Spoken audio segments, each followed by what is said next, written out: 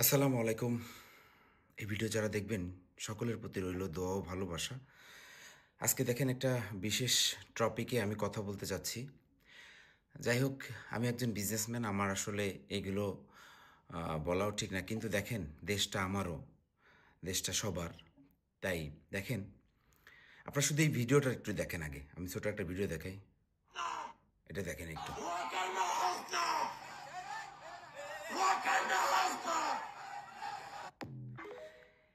আমার কথা হচ্ছে, এই যে যারা রাস্তায় বসে এই ধরনের স্লোগান দিচ্ছে, আপনারা যদি আইনকে সম্মান না করেন, আপনারা যদি আইনকে সম্মান না করেন, দেখেন এই আইন, এই আর্মি, পুলিশ, বিডিআর, নৌবাহিনী, বিমান বাহিনী, তারা কিন্তু আমাদের দেশটাকে পাহারা দেয়। সেজন্য আমরা সুন্দর মতন রাত্রে আমাদের পরিবার ঘুমিয়ে থাকে। আপনারা যারা এই যে সমন্বয়ক, 2 টাকার সমন্বয়ক, ভিখারির বাচ্চারা, যারা এই যে ভিখারির বাচ্চা সমন্বয়ক, এই যে হাসনাত না বালনাথ, কেমনে আপনারা একজন আর্মি প্রধান, পৃথিবীর দেখছেন কোন আর্মি প্রধান নিয়ে কেউ এভাবে কোনো কথা বলে? আজকে আপনারা যেভাবে কথা বলতেছেন, সেই কথা বলার সাহসটা আপনারা কোথা থেকে পাইছেন? কি জন্য জানেন? এই যে আপনাদের আশেপাশে কিছু চাটুকাররা আছে, যারা ভাবতেছে যে দেশটার উল্টায় ফেলাইছে। আজকে দেশের জনগণরা ঠিক মতন ঘুমাইতে পারতেছে না, আমাদের মা বোনরা রাস্তাঘাটে বেরোইতে পারতেছে না। কি জন্য? আপনাদের কারণে। এই যে আপনারা যারা ভিখারির সমন্বয়ক আছেন, কয়টা ভিখারির বাচ্চা যেগুলো, এগুলোর জন্য। আজকে আপনারা দেখেন, একজন সেনাপ্রধান নিয়ে আপনারা এইভাবে মন্তব্য করতে পারেন? পারেন না। কি জন্য পারেন না? দেখেন, তার কারণেই কিন্তু আজকে আপনারা এই রাস্তায় দাঁড়ায় কথা বলতে পারতেছেন। তার কারণে আজকে রাস্তায় দাঁড়ায় বড় বড় কথা বলতে পারতেছেন। আর আমরা যারা প্রবাসী আছি, আমরা আপনাদের সাথ দিয়েছিলাম যে আমরা কোঠার পক্ষে না, যাতে কোনো কোঠা না থাকে, আমরা এটার পক্ষে ছিলাম। আপনাদের ওই দিন দেখলাম এক কি ছাত্র, ওই যে সমন্বয়ক এবং উপদেষ্টা, এই ভিখারির বাচ্চা বলতেছে যে আমাদের তো প্ল্যান 2018 সালে, 2019 সালে আমরা অনেক চেষ্টা করেছি, মানে এই সরকারকে নামানোর জন্য। আরে ভাই, তোরা তো স্বীকারই করলি, তোরা সরকারে নামানোর জন্য তোরা রাস্তায় নামছিলি, শুধু আমাদের ইউজ করছিস, আমাদের ইমোশন নিয়ে, আমাদের বাংলাদেশের মানুষের ইমোশন নিয়ে তোরা খেলছিস, আমাদের প্রবাসীর ইমোশন নিয়ে খেলছিস মিথ্যা কথা বলে। তোরা তো স্বীকার করলি যে তোরা সরকারকে নামানোর জন্যই এত বছর থেকে চেষ্টা করতেছিলি। আমার কথা হচ্ছে, যে সরকারই থাক, দেশটা যেন ভালো থাকে, এটাই তো কথা। আমরা ছিলাম তোদের সাথে কোটার পক্ষে, এখন দেখলাম তোরা কোটার পক্ষে না, তোরা ক্ষমতা, তোরা দল বানানোর জন্য, তোরা ক্ষমতা নেওয়ার জন্য তোরা এই নাটকগুলো করছিস। এই সমন্বয়ক ভিখারির বাচ্চারা, তোদের পিছনে তো আছে, অন্য মানুষ আছে। যাই হোক, সেটা আল্লাহ একদিন দেখাবে, সকল মানুষকে দেখাবে। কিন্তু আমার কথা হচ্ছে, তোরাই যে ভিখারির বাচ্চারা মানে লাফাইতেছিস, তোরা কই যাবি? তোরা তো পালানোর জায়গা পাবি না। দেখ সমন্বয়ক, তোরা পালানোর জায়গা পাবি না। তোরা ওই দিন যেভাবে বললি, তোদের কিসে, তোরা যদি কোটার, আমার আমার একটা কথা, আমার একটা ছোট্ট একটা যুক্তি, তোরা যদি কোঠা নিয়েই আন্দোলন করিস, তোদের কিসের রাজনীতি? তোরা রাজনীতি বুঝিস?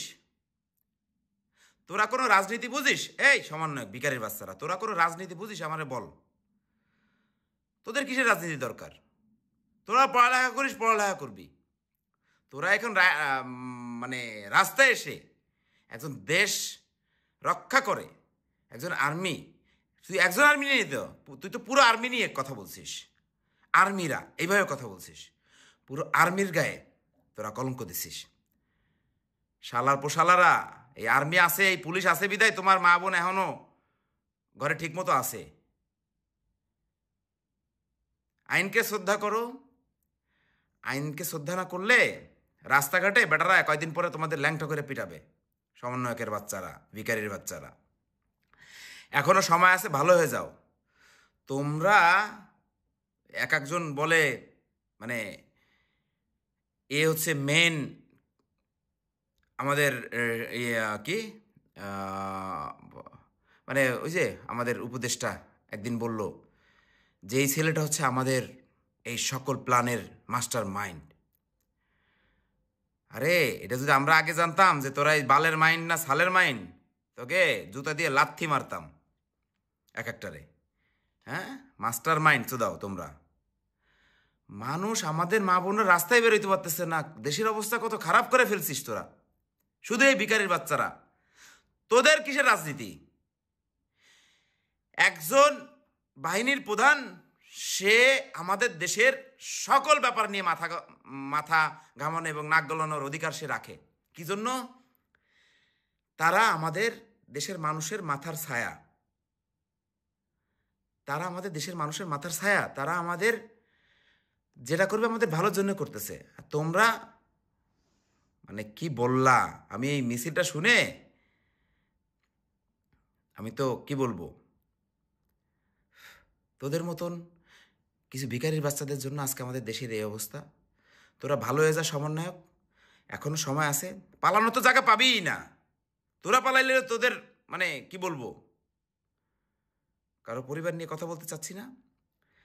সমন্বয়ক এখনো ভালো হয়ে যা, ভালো হইতে পয়সা লাগে না। তোদের প্ল্যান যে এটা ছিল, যেটা দেশের জনগণ জানতো, যে তোরা কোঠার পক্ষে আন্দোলন করতেছিলি না, তোরা হচ্ছে টাকা হাজার হাজার কোটি টাকা ইনকাম করার জন্য আন্দোলন করতেছিলি। তোরা আমাদের মাথায় টুপি পরাই দিছিস।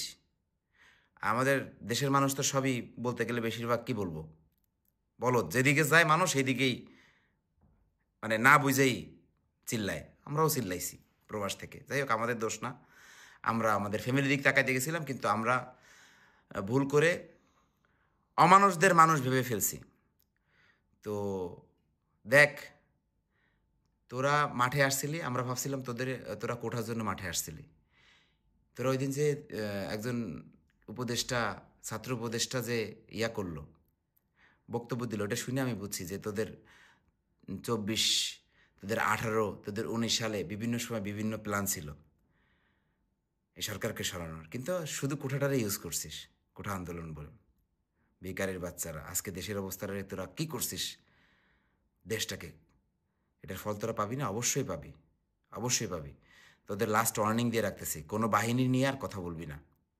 এই বাহিনীর জন্য আমাদের ফ্যামিলি, আমাদের পরিবার সবাই টেনশন মুক্ত ঘুমায়। এই বাহিনীদের রেসপেক্ট, আর তোদের মতন হারামিদের সাথে দেশে আসি, এক একটা করে ল্যাংটা করে পিটাবো, খালি দেশে আসতে দে, ঠিক আছে? ভালো হয়ে যা ভিখারির বাচ্চা, সমন্বয়কগুলো ভালো হয়ে যা, ভালো হইতে পয়সা লাগে না। কেউ আমাকে কিছু মনে করবে না। দেখেন, আমি এটা আমার মানে দেখেন রাগের বশতে এগুলো বলা। দেখেন এরা কী করতেছে দেশের দিকে, আপনারা একটু সুস্থভাবে একটু চিন্তা করে দেখেন, এরা দেশের জন্য কী করতেছে, আমাদের দেশটাকে কী করছে। আসসালামু আলাইকুম।